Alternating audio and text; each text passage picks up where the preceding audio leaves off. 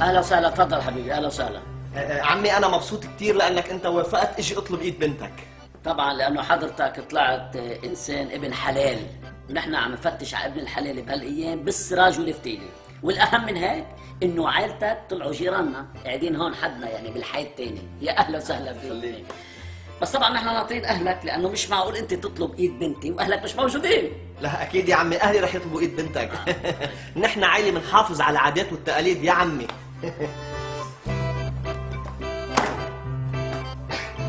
تفضل احكي مع اهلي. يا.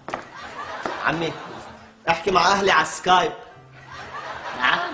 مرحبا يا جماعة.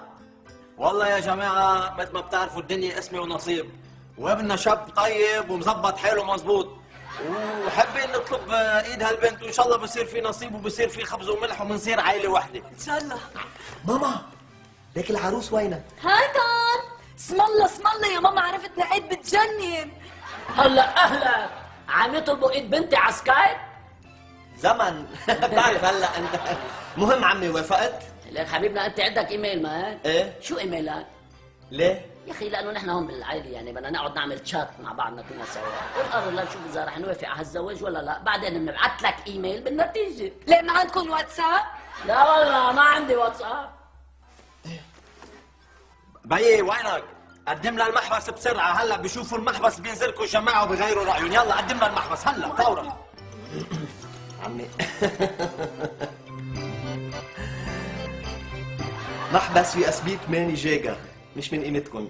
قوم في المنون. قوم في المنون. يلا شوف درميل. يلا تعال تاخذ اهلك معك، تعال خذوا المنون احسن ما فرمتكم كلكم سوا. يلا لشوف. يلا هيدا اللي كان بعد ناقصني، فوت فيروس لعندي هون على البيت. شتوني ليه؟ شدام شدام، والا قسما عظما بعمل لك جليد.